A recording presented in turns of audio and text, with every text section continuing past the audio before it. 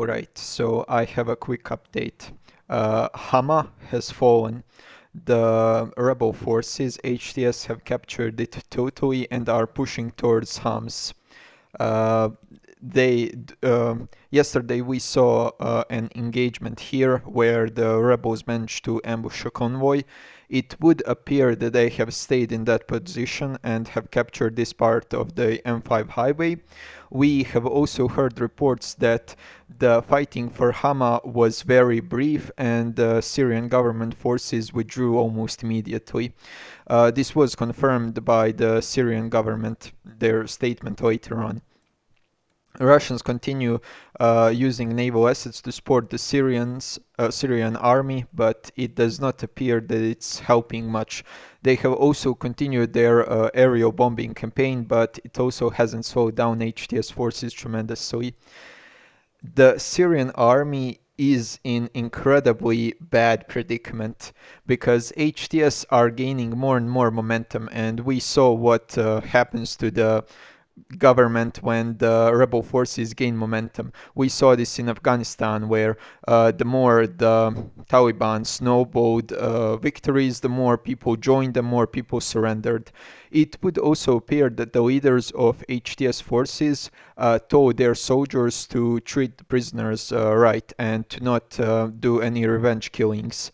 This is probably to form a coalition with other partners or to make sure that the civilians that are now residing in their occupied towns don't rebel against HTS forces, because it would appear that even though HTS forces have captured tremendous amounts of equipment from the Assad regime, aka Syrian army, they still don't have enough manpower for that, and it will take some time to train troops on that equipment.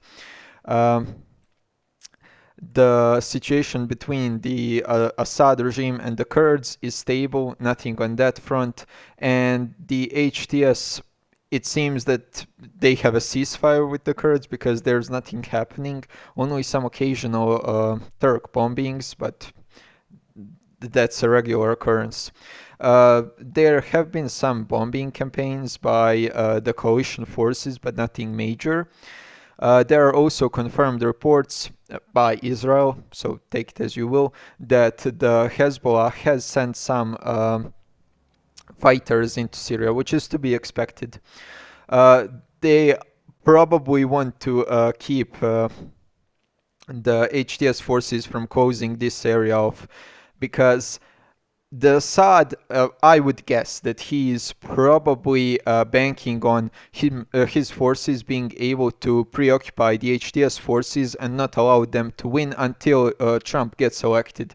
Trump is probably gonna end the war between Russia and Ukraine, and Assad is probably banking on Trump ending it in a couple of weeks and then Russia being able to send its forces to Syria to help out the Syrian army. If Russia gets involved and transfers all of its forces without having to keep them in Ukraine, yeah, the Syrian regime is gonna survive. I mean, look at what was their situation in 2015. It was far worse.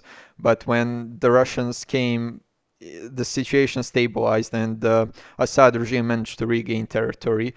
And I do think that the HTS forces recognize this. That's probably the reason why they are basically gunning towards cutting this area off, to probably cut this area off and finish these and make Russians lose their naval airbase so that they cannot transfer troops nor supplies to Damascus. This area over here, it's empty desert, nothing much of value. If HTS really wanted to send these forces, they could probably do it with very small numbers. Also, we haven't heard nothing from ISIS. These areas are controlled by ISIS, but they are not doing much. I mean, who could blame them? The USA is always having an eye on them, so if they try to do something, USA is gonna bomb them back to the Stone Age. Uh, yeah, that's about it. It's not looking good for Assad forces. So yeah, bye.